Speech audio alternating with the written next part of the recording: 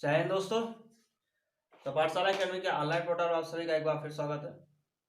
आज हम लोग क्लास 10th मैथ्स तो चैप्टर पढ़ने वाले हैं। Most important question board exam के हिसाब से।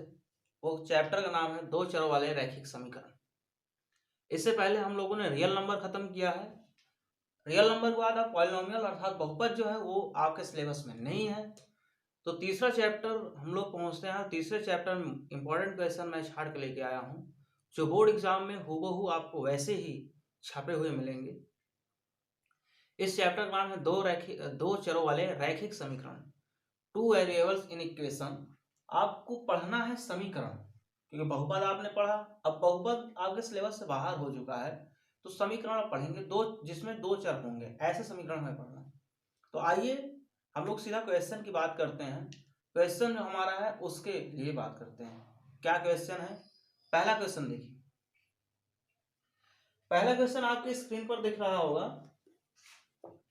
क्वेश्चन ऐसा है, दो रेल पटरियां समीकरणों x plus 2y minus 4 is equal to 0 और 2x plus 4y minus 12 is equal to 0 द्वारा निरूपित की गई हैं। इस स्थिति को ज्यामितीय रूप में व्यक्त कीजिए। अर्थात जो ये क्वेश्चन लिखा हुआ है, दो रेल पटरियां हैं, दो इक्वेशन दिया है और इन दोनों इक्वेशन को ज्यामितीय रूप में अर्थात ग्राफीय रूप में हमें इनको निरूपित करना है। तो आइए देखते हैं कैसे इसको निरूपित करेंगे। जो इक्वेशन दिया है उस इक्वेशन को लिख लेते हैं। आज जो सोल्यूशन करने वाले हैं, पहला क्वेश्चन है आपके पहले से दो चर वाले रैखिक समीकरण के पहला चैप्टर है। समीकरण लिखा हुआ है x plus 2y is minus 4 is equal to 0। ये आपको दिया गया है और ये समीकरण नंबर, इसको हमने पहला मान लिया। दूसरा समीकरण आपको दिया है 2x plus 4y minus 12 is equal to 0।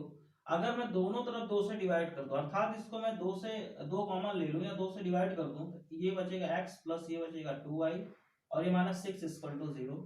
ये हो जाएगा समीकरण में दूसरा। इन दोनों समीकरणों को हम निर्देशांक निकाल लेते हैं। निर्देशांक निकालने के बाद इनको ग्राफ में हम रिप्रेजेंट कर लेते हैं। ठीक, तो समीकरण एक के लिए अगर मैं ग्राफ निकालूं, यानी कि x plus 2y minus 4 is equal to 0 के लिए अगर ग्राफ की बात करें, तो ग्राफ के लिए आपको सिर्फ ये करना है, आपको एक चार्ट बना लेना है और उसी में इनको निकाल लेना है x और y की वैल्यू।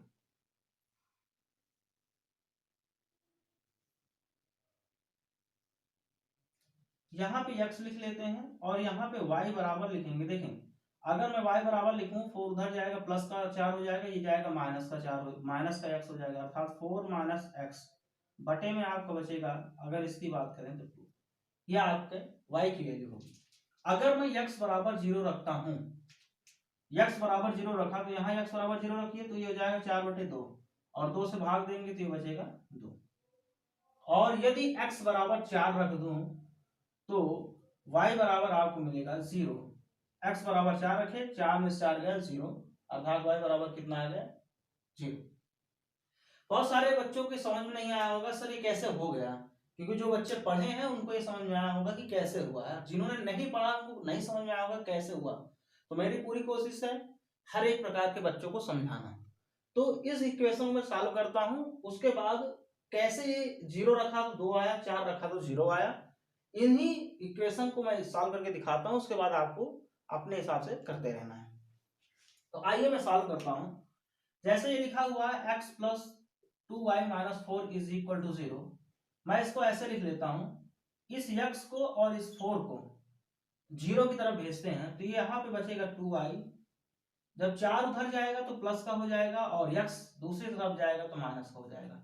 अब ऐसा क्यों होता है? ऐसा इसलिए होता है जब भी कोई संख्या LHS से RHS में या RHS से LHS में भेजी जाती है तो प्लस का माइनस और माइनस का प्लस हो जाता है। उसी अकॉर्डिंग अगर देखें तो LHS में -4 है, जब ये RHS में जाएगा तो प्लस का 4 हो जाएगा, RHS में जाएगा तो प्लस का 4 हो जाएगा, LHS में x प्लस का x है, अगर ये RHS में जाएगा तो माइनस का x हो जाएगा। अब ये जो 2 लिखा हुआ है y के साथ गुणांक में, इसको हम 1 बना लें तो y बराबर ये हो जाएगा 4 माइनस x बटे हो जाएगा 2। जो भी चीज गुणे में होती है बराबर की दूसरी तरफ जाती है तो वो डिवाइड में हो जाती है। तो अर्थात ये y बराबर 4 माइनस एक्स अपॉन 2 कैसे आया ये आपको पता चल रहा होगा, आई थिंक पता चल रहा है, बिल्कुल पता चल रहा होगा। अब मैं लिख लेता हूँ x बराबर 0 रखने पर, अगर x बराबर 0 रख दिया रखने पर, तो यहाँ पे 0 में रख रहा हूं तो y बराबर 4 माइनस 0 इज अपॉन 2, तो ये हो जाएगा 4 अपॉन 2, 2 से 2 कैंसिल हुआ आया 2, अर्थात y की वैल्यू कितनी निकल के आई 2। अगर x बराबर 0 रखना है तो y की वैल्यू कितनी निकल के आई 2। देखें x बराबर 0 रखा था y की वैल्यू कितनी निकल के आई थी 2।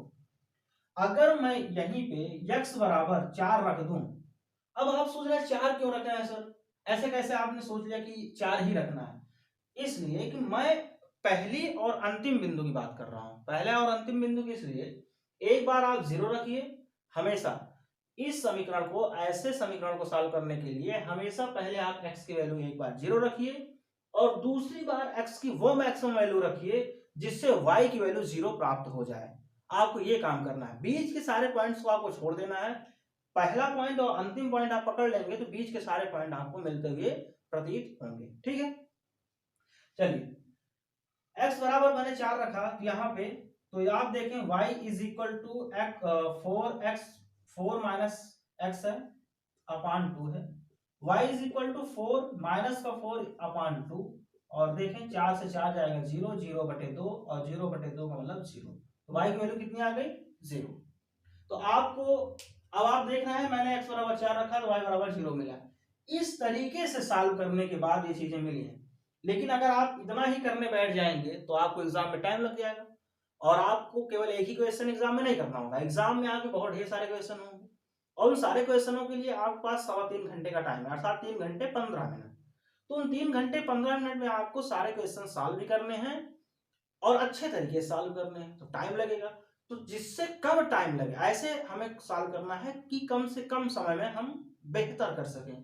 तो कम से कम समय में बेहतर करने का तरीका यही है, आप टेबल बनाएं और वैल्यू रखें, आप अपने मन में सॉल्व करें। इतना छोटा सा गुणा भाग है, बहुत ज्यादा बड़ा नहीं, इसलिए आपको इतना गुणा भाग आना चाहिए। आप हाई स्कूल में हैं, ये उम्मीद करता हूं कि इतना आपको समझ में आता है। और ये इंपॉर्टेंट क्वेश्चन उन्हीं बच्चों के लिए बहुत ज्यादा बेनिफिशियल होने वाला है जो बच्चे थोड़ा सा पढ़े। देखिए ये रियल है, अगर थोड़ा भी आपने नहीं पढ़ा है तो मुश्किल का सामना आपको करना पड़ सकता है, लेकिन मेरी पूरी कोशिश होगी कि आपको भी समझ में आए जिन लोगों ने इस चैप्टर को नहीं भी पढ़ा है। अगर जिन लोगों ने इस चैप्टर को नहीं भी पढ़ा है, अर्थात मैं कह रहा हूं अभी तक आप शुरू से लेकर अंत तक अभी कुछ भी नहीं पढ़े हैं, बहुत थोड़ा बहुत आपने पढ़ा है, तो मैं कह रहा हूं जितना इंपॉर्टेंट क्वेश्चन बताया जा रहा है आप सिर्फ उतना ही करके जाएं, एकदम रट्टा मार के चले जाएं, आपको हुबहू चीजें मिल जाएंगी, ये मेरी गारंटी है। तो आइए इनको हमने वैल्यू निकाल लिया, अब मैं एक टेबल और बना लेता हूं। अगर मैं इसका निर्देशांक निकालना चाहूं तो निर्देशांक मेरा क्या निकल के आया भैया, इनका निर्देशांक जो निकल के आया, अगर मैं ए पहले वाले को ए मान लूं तो ये आया 0, 2 और दूसरे वाले को बी मान लूं तो ये निकल के आया 4, 0। हमेशा निर्देशांक लिखते समय एक चीज का आप ध्यान रखेंगे, पहले x की वैल्यू बाद में y की वैल्यू लिखी जाती है। इसी तरीके से हम दूसरे वाले इक्वेशन की भी x और y की वैल्यू निकाल लें और जो वैल्यू निकल के आए उसको हम ग्राफ में रिप्रेजेंट कर लें, हमारा क्वेश्चन सॉल्व हो गया। तो आप देखिए दूसरा वाला इक्वेशन है x plus 2y minus 6 is equal to 0। मैं थोड़ा सा इसको सॉल्व कर लेता हूं, तो मैं लिख लेता 2y बराबर 6 को मैंने आरएचएस भेजा प्लस का हो गया, x को मैंने आरएचएस भेजा ये माइनस का x हो गया। y इज इक्वल टू मैं लिखूंगा तो x minus 6 minus x upon 2, क्योंकि 2 के गुणांक में था इसलिए कहां जाएगा बटे में जाएगा। अब आप एक चार्ट आराम से बना सकते हैं, कोई दिक्कत नहीं होगी इस चार्ट को बनाने में। अब आप देखें यहाँ पे आप x और यहाँ पे आप y बराबर जो आया है वो लिख लें 6 माइनस एक्स अपॉन 2। अगर मैं x की वैल्यू अगर 0 रखता हूं, x की वैल्यू 0 रखता हूं तो यहाँ 0 हो जाएगा, 6/2 बचेगा और 6/2 अर्थात 6 में 2 से डिवाइड करेंगे 3 आएगा। और x बराबर मैक्सिमम क्या वैल्यू रख सकता हूं, मैक्सिमम 6 रख दूंगा तो 0 हो जाए, क्यों प्लस का 6 फिर माइनस का 6 बराबर कितना 0, 6 रखने पे क्या हो गया 0। तो इसका जो निर्देशांक मिला अर्थात दूसरे वाले समीकरण का जो हमें निर्देशांक मिल गया है, मैं इनका भी निर्देशांक लिख लेता हूं। देखिए निर्देशांक आपको निकालना इंपॉर्टेंट है, बिना निर्देशांक के आप ग्राफ में दर्शा नहीं पाएंगे। ए बी हमने मान लिया, तो मैं सी पॉइंट मान लेता हूँ। सी पॉइंट को मिला 0 और 3, और डी पॉइंट में मिल गया 6,0। अब हमारे पास 4 पॉइंट मिल चुके हैं, 2 रेखाएं हैं, 4 पॉइंट, और हम आराम से ग्राफ को रिप्रेजेंट कर सकते हैं। पहले क्वेश्चन में थोड़ा सा टाइम लेके बता रहा हूँ, इसके बाद जो भी क्वेश्चन आएंगे थोड़ा सा हम जल्दी करने की कोशिश करेंगे। तो इनको ग्राफ में बनाने का तरीका देखें भाई, आप तरीके को समझें और सीखें। अगर आपने अभी तक नहीं पढ़ा है तो मेहनत करें, एग्जाम बहुत ही नजदीक है, बहुत ही नजदीक का मतलब अब कुछ दिन बचे हुए हैं।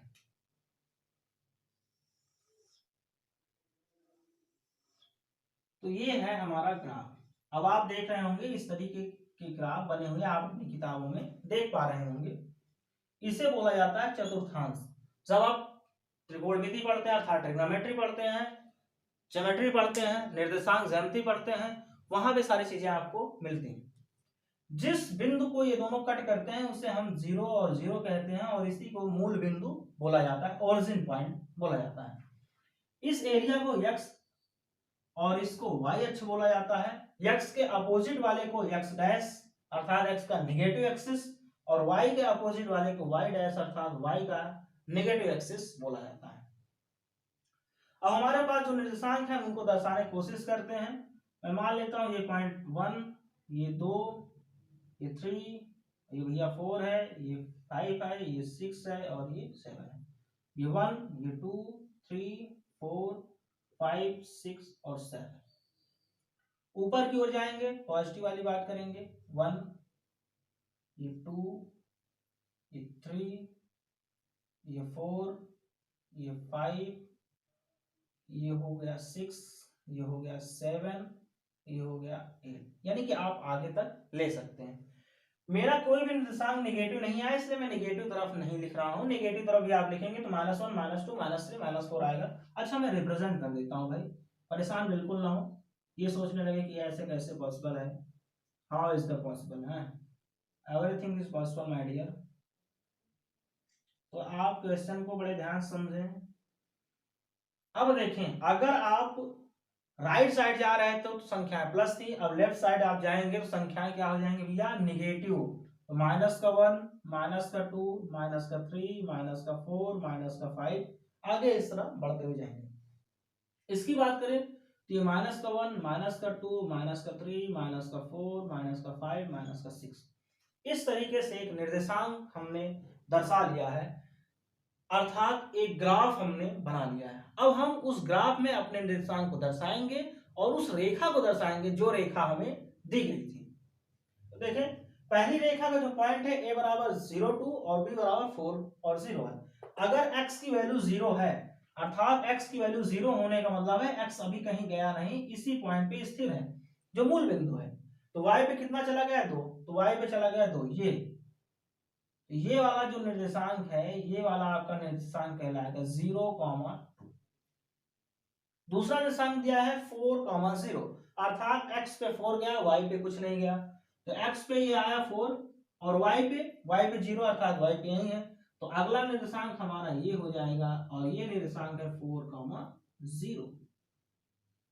अब जो दो निर्देशांक हमने बनाया 0,2, 4,0, इनको एक रेखा ड्रा करके मिला लेते हैं। तो दोनों पॉइंट को अगर मैं मिलाऊंगा तो कुछ इस प्रकार से एक रेखा आपको मिलती हुई प्रतीत होगी।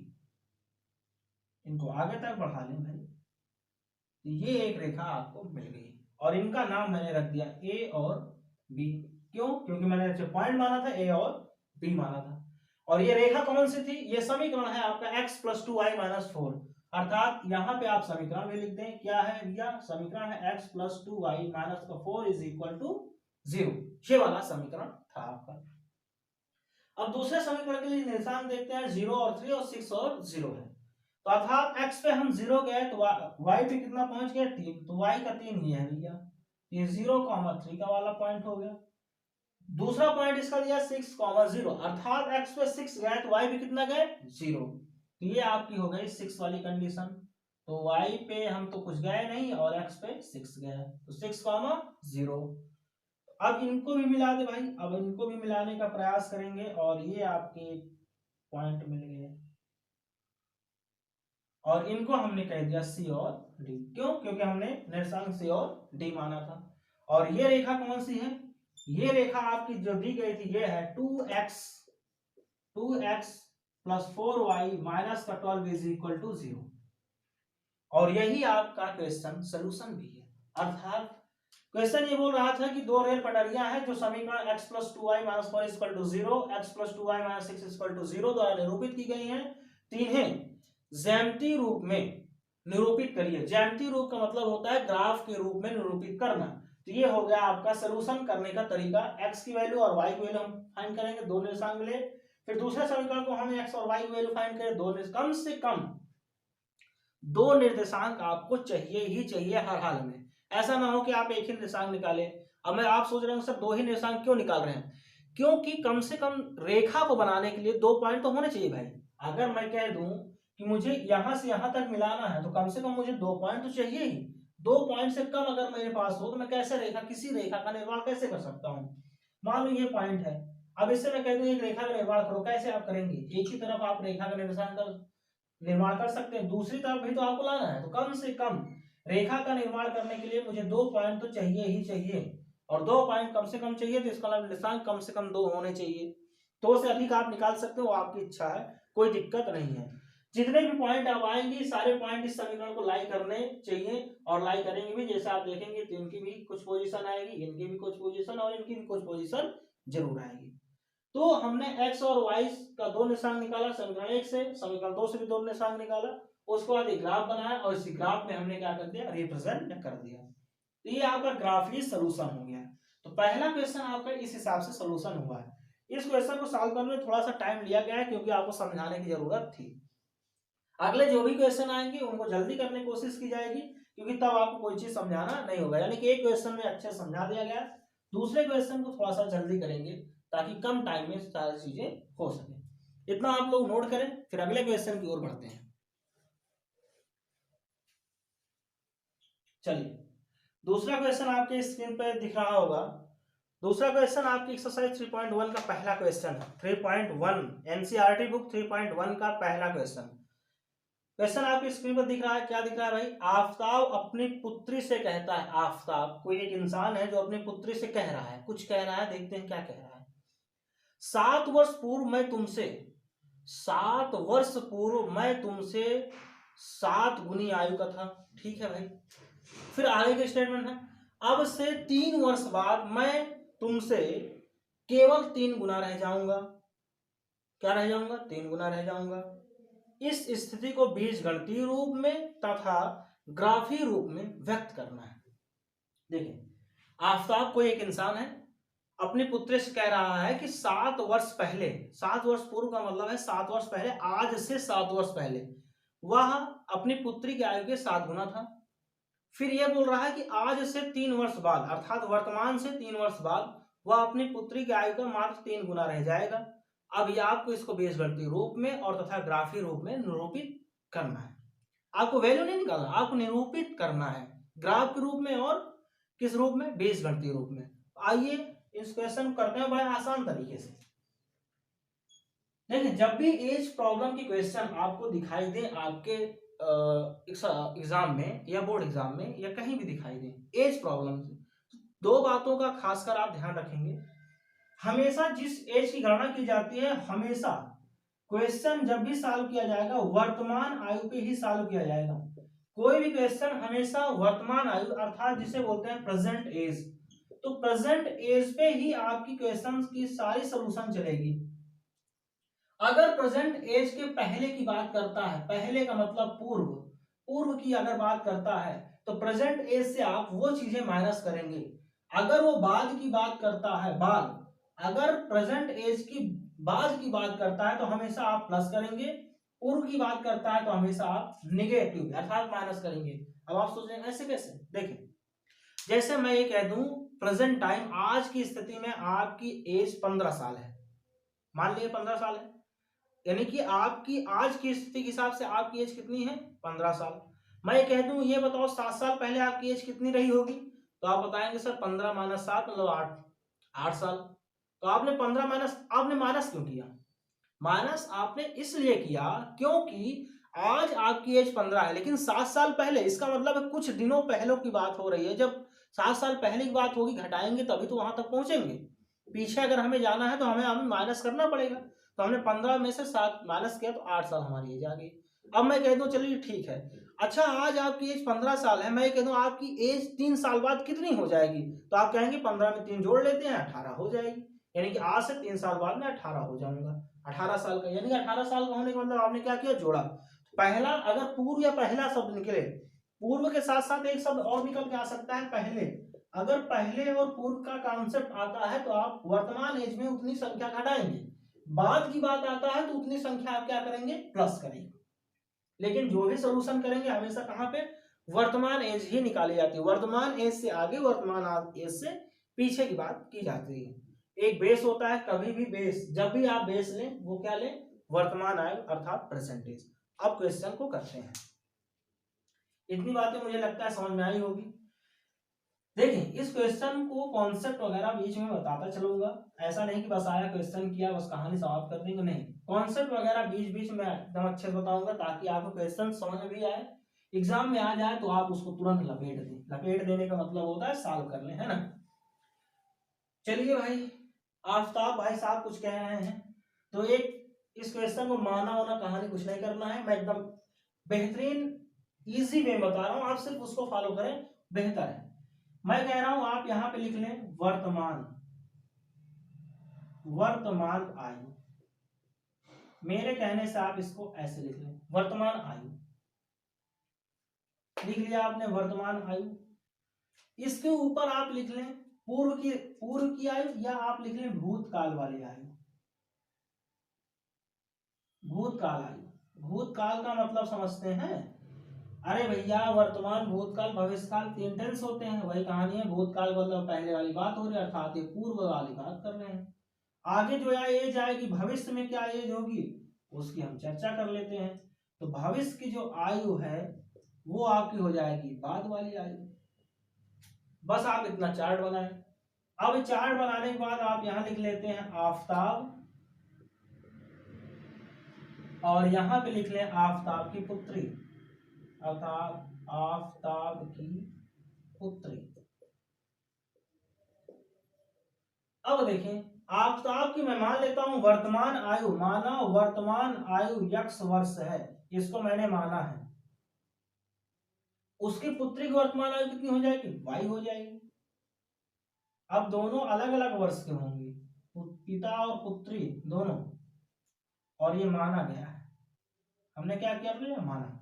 तो मैंने मान लिया कि x वर्ष आफ्ताब की आयु है और y वर्ष किसकी है, उसकी पुत्री की है। अब ये कह रहा है स्टेटमेंट, पहला स्टेटमेंट आपका है कि यदि आफ्ताब कह रहा है कि मैं 7 साल पहले तुम्हारी आयु का 7 गुना था, 7 साल पहले आफ्ताब की आयु कितनी रही होगी, x माइनस 7 रही होगी कि नहीं। अर्थात आज अगर वो 50 साल का है, 7 साल पहले कितना रहा होगा, 43 साल का। 43 साल आया कैसे, 50 पे 7 को माइनस करने पे। तो आज अगर x का है तो 7 साल पहले कितना रहा होगा, x माइनस 7 साल का। तो पुत्री कितनी हो जाएगी, पुत्री इसकी हो जाएगी y माइनस 3 साल की, y माइनस 7 साल की, सॉरी y माइनस कितने साल की, 7 साल की। क्यों, 7 साल पहले, अरे ऐसा तो है नहीं पिता की उम्र घटेगी पुत्री की नहीं घटेगी, अगर पिता की उम्र घट रही है तो पुत्री की भी घटेगी, सेम क्वांटिटी में। बढ़ रही है तो उतनी ही बढ़ेगी सेम क्वांटिटी में, ठीक है। अब 3 वर्ष, अब दूसरा स्टेटमेंट है कि आज से 3 वर्ष बाद मैं तुम्हारी आयु का 3 गुना रह जाऊंगा। चलिए ठीक है, 3 वर्ष बाद का मतलब क्या हुआ, x में 3 जोड़ लेंगे तो y में भी 3 जोड़ लेंगे भाई, y में भी क्या जोड़ लेंगे, 3 जोड़ लेंगे। ये इनकी स्थिति है 7 वर्ष पहले, 7 वर्ष पहले, 3 वर्ष बाद और आज की आयु का। लेकिन इसमें एक और चीज कहा है, अगर मुझे आफ्ताब और उसकी पुत्री दोनों की एज को बराबर कर देना है, यानी कि दोनों सेम एज में आ जाए, अगर मैं ऐसे कंडीशन ला दूं दोनों, जबकि पॉसिबल ऐसा नहीं है, लेकिन अगर मैं सेम एज में ले आ दूं तो मुझे आपको पता है 7 गुना कह रहा है। अगर 7 गुना का मतलब ये है कि अगर ये 7 गुना है, इनको बराबर करना है, तो अगर यहां मैं 7 का गुणा कर दूं दोनों आपस में क्या हो जाएंगे, बराबर। कैसे, अब आप लोग सोच रहे हैं कैसे। मैं कह रहा हूं किसी की उम्र 49 साल है, उसकी पुत्री की आयु 7 साल है, मान लीजिए। अब मैं कह रहा हूं ये अपनी पुत्री का 7 गुना है। अब 49 बराबर 7 तो लिख नहीं सकते, 49 बराबर 7 लिखने का मतलब ये कि 7 से गुणा कर दूं 7 में, तो ये हो जाएगा 49, अब ये हो गए बराबर। यही चीज करना है। तो पहली स्थिति जो कंडीशन बना रही है, अर्थात पहली स्थिति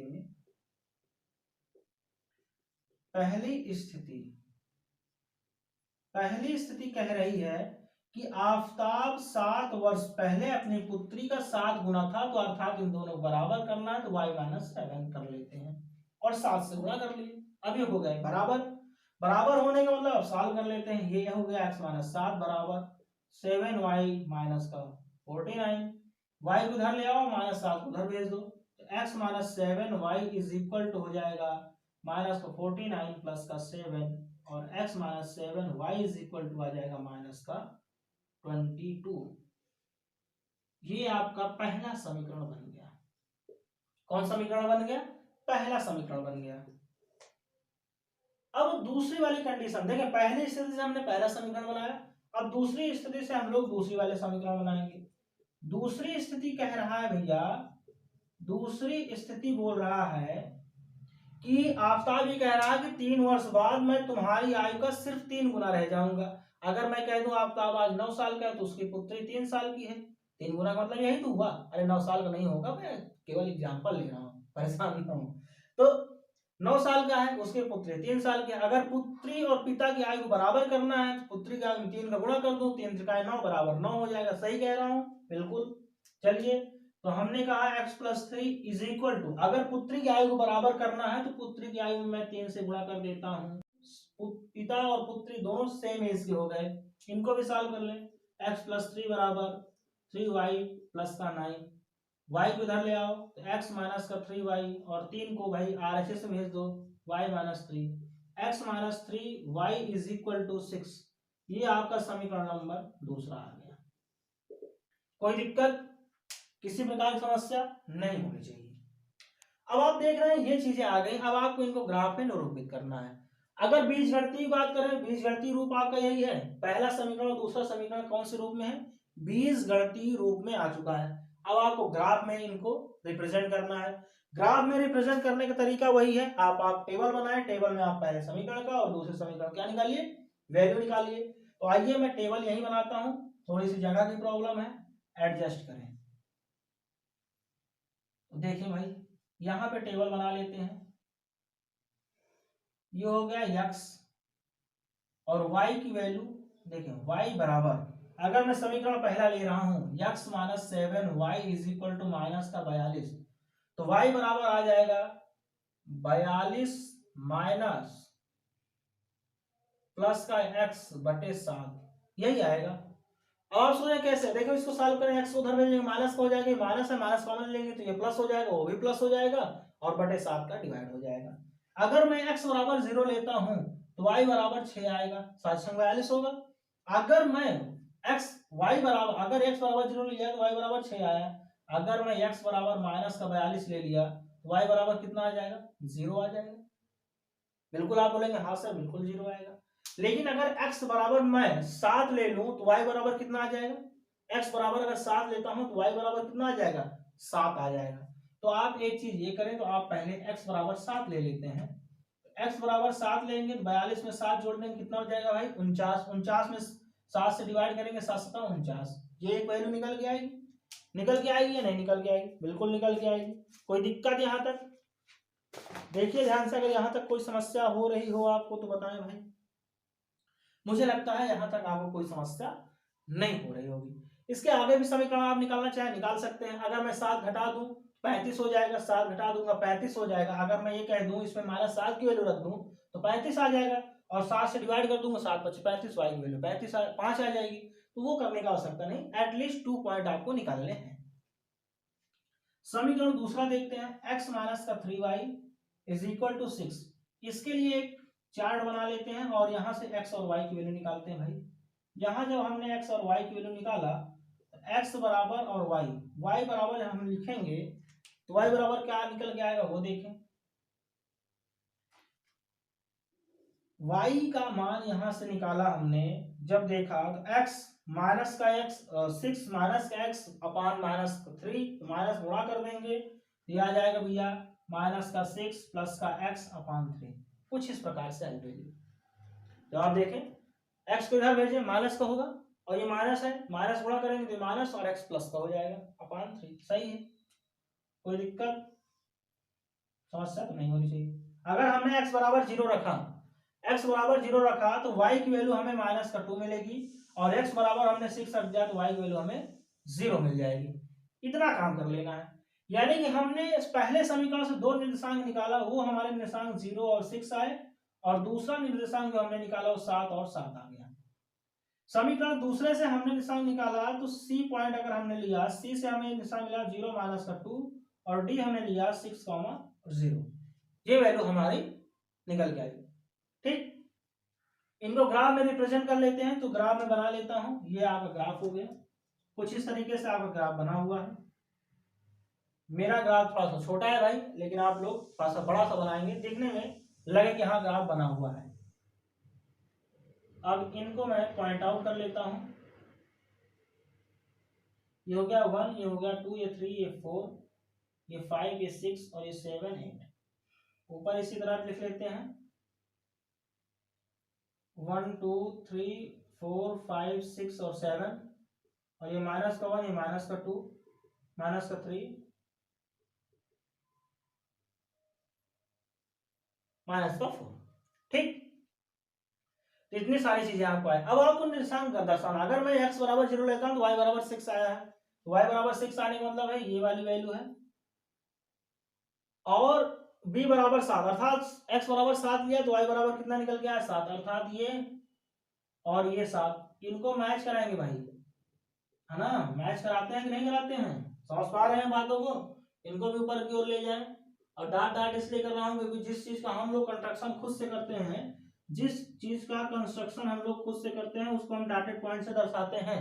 इस चीज को भी ध्यान रखना है। तो x पे 7 और y पे 7 गए तो पॉइंट हमें मिल गया भैया 7, 7। अब इन दोनों रेखाओं को आपको दर्शा देना है, यानी कि इन दोनों पॉइंट्स को आपस में मैच करा देना है। क्या करा देना है? मैच। ये भैया मैच का मतलब है मिला देना है, मिलान कराना है। वो वाला मैच ना समझे, पता चला आप मैच कराने लगे। क्रिकेट नहीं कराना है, क्रिकेट नहीं कराना। ये पॉइंट आपका ए और बी हो गया 0 और ये कौन सा पॉइंट था? ये था पॉइंट आपका 0 और 6। और इस रेखा का नाम क्या है? रेखा का नाम क्या है? रेखा का नाम है x - 7y = माइनस का 42। ये रेखा का नाम है। अब आप सोच रहे अरे रेखा लाइन जो हमारी थी, जो समीकरण हमने बनाया, समीकरण पहला। समीकरण दूसरे बिंदु की बात करें तो 0 और -2 और 6 और 0 है। तो 0 अगर लेंगे x बराबर 0 तो y बराबर कितना आ गया भैया? -2। ये निशान हो जाएगा 0 -2। फिर अगर हम 6 लेते हैं x पे तो y बराबर 0 मिलता है, तो ये वाला पॉइंट हमारा हो जाएगा, ये वाला हमारा क्या हो जाएगा? अगर हमने x बराबर 0 लिया तो y बराबर -2, तो y बराबर -2 कहाँ है भैया? y बराबर -2 इस पॉइंट पे है। ये 0 और -2 हो गया। और इन पॉइंट्स को भी आप मिला लीजिए। ये पॉइंट नहीं था, पॉइंट ही ये था, इनको आप मैच करा दीजिए। तो ये पॉइंट आपके मैच हो गए।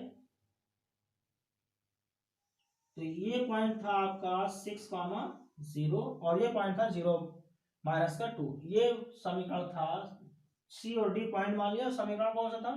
समीकरण आपका था भैया x - 3y = 6। ये आपका समीकरण था। तो ग्राफीय निरूपण करना था, x और y की वैल्यू नहीं निकालना, अर्थात एज आपको नहीं निकालनी थी उन दोनों की, बस आपको ग्राफीय निरूपण करना था। तो ये आपके क्वेश्चन नंबर दूसरे का ग्राफीय निरूपण हो गया है। तो इतना हो गया होगा, इतना हो गया होगा। तो भैया बताएं आगे बढ़े? बिल्कुल आगे बढ़ सकते हैं। तो बढ़ते हैं। आपके स्क्रीन पर फ्लैश कर रहा होगा क्वेश्चन भैया, क्वेश्चन नंबर तीसरा देखें क्या है। क्वेश्चन नंबर तीसरा ये कह रहा है 2 किलोग्राम सेब और 1 किलोग्राम अंगूर का मूल्य किसी दिन 160 रुपए था। एक महीने बाद 4 किलोग्राम सेब और 2 किलोग्राम अंगूर का मूल्य 300 रुपए हो जाता है। महंगाई देख रहे हैं, बहुत ज्यादा हो गई, लगभग दुगने का फर्क पड़ रहा है। अगर 300 रुपए हो जाता है तो इस स्थिति को बीजगणितीय तथा ज्यामितीय रूपों में क्या करना है? व्यक्त करना है। सेम क्वेश्चन है, व्यक्त करना है आपको बीजगणितीय रूप में और ज्यामिति रूप में। तो आइए क्वेश्चन को करना शुरू करते हैं। क्वेश्चन तीसरा है इस लेक्चर का तीसरा क्वेश्चन, मोस्ट इंपोर्टेंट क्वेश्चन इस सीरीज का तीसरा क्वेश्चन। तो हमने कहा हम मान लेते हैं, माना 1 किलोग्राम सेब का मूल्य x रुपया है तथा 1 किलोग्राम अंगूर का मूल्य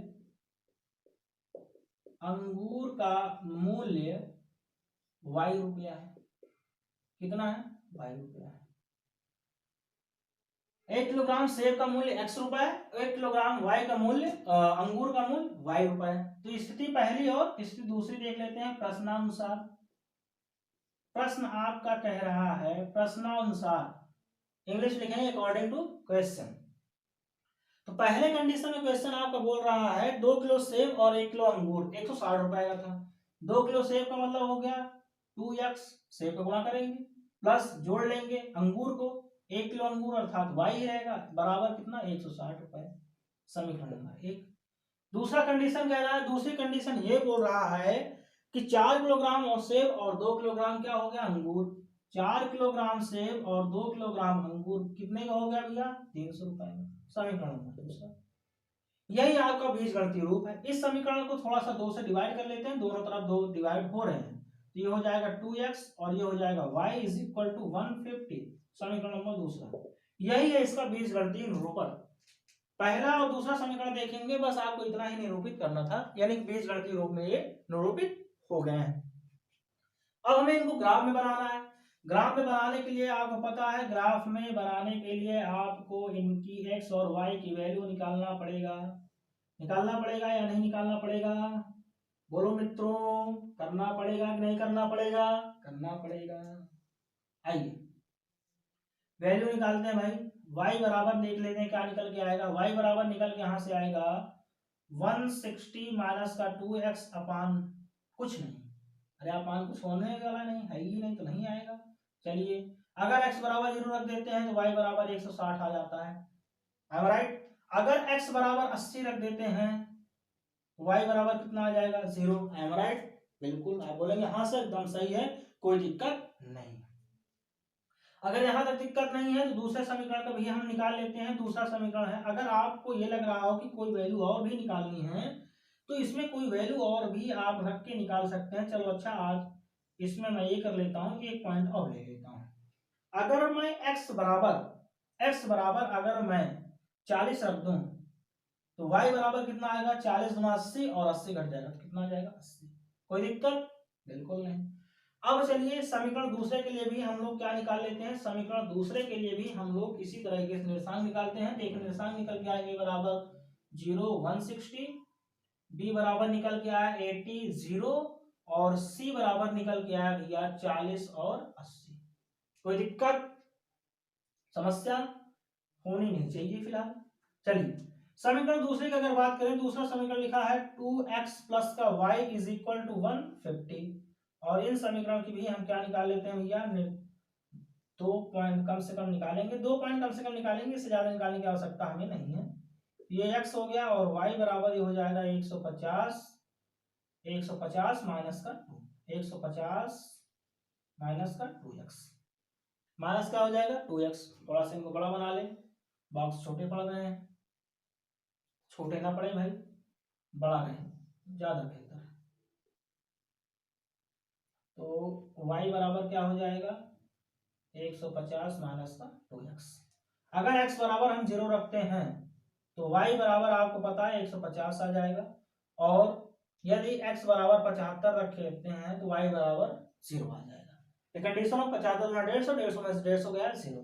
तो इसके लिए जो निर्देशांक निकल के आया वो निकल के आया b और c हमने मान लिया था, इसलिए यहाँ c और d लेंगे। वो निकल के आया 0 और 150, और एक निकल के आया 75 और 0। इतने पॉइंट निकल के आए हैं। इनको अब आप ग्राफ में निरूपित कर ले। तो ग्राफ में निरूपित करने का मतलब ये है कि आप इनको ग्राफ में ये बना ले भैया ग्राफ, और इस बार इंटरवल थोड़ा सा लिया जाएगा और ग्राफ हमारा बन गया ये एक पोजीशन हो गई, एक ये हो गया, एक ये हो गया, इनको ग्राफ में इस तरीके से हम लोग दर्शा लेते हैं।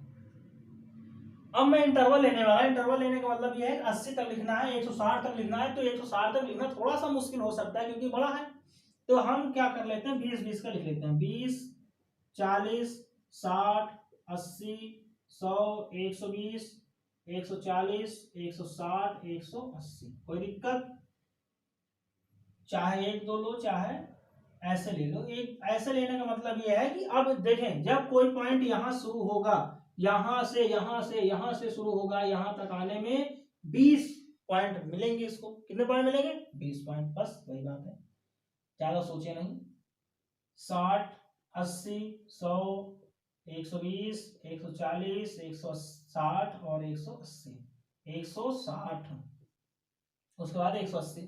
तो देखिए मैं माइनस वाला नहीं लिख रहा हूं इसलिए क्योंकि हमारी कोई वैल्यू माइनस में नहीं आई है। जब कोई वैल्यू हमारी माइनस में नहीं आई है इसलिए हम माइनस में नहीं ले रहे हैं। कोई दिक्कत आपको? दिक्कत नहीं। तो ये हो गया। देखें, अगर मैं 0 लेता हूं x बराबर, तो y बराबर कितना है? 160। तो पहला पॉइंट मिलेगा ये। x बराबर 0 लेते हैं तो y बराबर कितना मिलेगा? 160। पहला पॉइंट मिल गया ये। y की वैल्यू ये है और ये x की वैल्यू है। यहाँ याद रखेंगे एकदम से भैया, ये y की वैल्यू है, ये x की वैल्यू है। अगर x बराबर 0 है तो y बराबर 60 है, तो अर्थात ये निर्देशांक जो आपका आया है वो 0,160 आया है। दूसरा पॉइंट, अगर b अगर x बराबर 80 है तो y बराबर कितना आ गया? 0। अर्थात x बराबर ये हो गया 80, y बराबर कितना है? 0 ही है, कहीं नहीं गया। तो ये जो पॉइंट मिल गया, ये पॉइंट हमें मिला भैया 80,0। कोई दिक्कत यहाँ तक? तीसरा पॉइंट मिला, अगर x बराबर 40 तो y बराबर 80। x बराबर 40, x बराबर 40 अर्थात ये है कंडीशन x की 40, तो ऊपर ले जाओ। कहाँ? 80 मिलेगा y बराबर, तो y बराबर 80। इनको भी आगे बढ़ाओ। तो ये वाले जो पॉइंट है, ये पॉइंट आपके कहलाएंगे 40,80। अब इन्हीं तीनों रेखाओं से होते हुए एक रेखा खींच लेना है। आपका ग्राफीय निरूपण हो चुका है। तो मैं देखो खींचता हूं एक रेखा यहां से और एक रेखा खींच दिया ये। तो ये आपकी एक रेखा हो गई भाई, इनका नाम हो गया ए और बी। और ये जो समीकरण बने हुए थे, ये समीकरण थे, इन समीकरण का नाम है 2x + y = 160। कोई दिक्कत यहां तक? समस्या ग्राफ दर्शाने में? देखें, लाइन टेढ़ी मेढ़ी हो सकती है, मैं ऐसे बना रहा हूं, लेकिन जब आप अपनी कॉपी में रफ में बनाएंगे तो हमेशा आप देखेंगे स्केल आप लेके स्केल से बनाएंगे, लाइन सीधी होनी चाहिए। और ये पॉइंट लेंगे, ये भी पॉइंटों का जो बीच का गैप होना चाहिए बराबर होना चाहिए। अगर 20 का गैप यहाँ आ रहा है तो 20 का गैप यहाँ भी आना चाहिए, यानी कि ये दोनों गैप आपस में बराबर होने चाहिए एक दूसरे के बीच में। ठीक है, इस चीज का आप जरूर ध्यान रखेंगे। समीकरण दूसरे में आते हैं। अगर पहली वैल्यू देखें तो x बराबर 0, y बराबर 150 है। x बराबर 0 है तो मतलब भैया ये कहीं से गया ही नहीं। लेकिन y बराबर कितना चला गया? 150। 150 देखें यहाँ होगा 140 और 160 के जस्ट बीच में 150 होगा। बोलेंगे हाँ बिल्कुल होगा। तो होगा मतलब ये 150 हो गया, 0 और 150। दूसरी वैल्यू x बराबर 75 लेते हैं, y बराबर 0 आएगा। अर्थात x बराबर 75 कहाँ होगा? 60 और 80 के बीच में। ठीक हो, बीच में, एकदम बीच में। 60 और 80 के 75 हो गए, y पे 0 है, अर्थात ये वाला निर्देशांक आपका क्या होगा? ये वाला निर्देशांक हो गया 75,0। अब इस वाले दोनों पॉइंट्स को आप मिला दीजिए। ये लीजिए भाई, पॉइंट्स क्या हो गए? मिल गए। और इनका नाम भी करण कर लेते हैं। ये इनका नाम है सी और डी। और इस रेखा को, जो ये रेखा थी, अब इनको मैं हटा दूं अगर कोई दिक्कत ना हो। तो ये जो रेखा है, ये रेखा का नाम क्या है भैया? इनका नाम है 2x + का y बराबर 150। ये इनका नाम है। कोई दिक्कत? आई थिंक कोई समस्या नहीं होगी। तो ये क्वेश्चन रहा आपका, सोल्यूशन सॉल्व हो गया होगा मेरे हिसाब से। आप लोग इसको अच्छे समझ गए होंगे। अगर इतना आप लोग समझ चुके हैं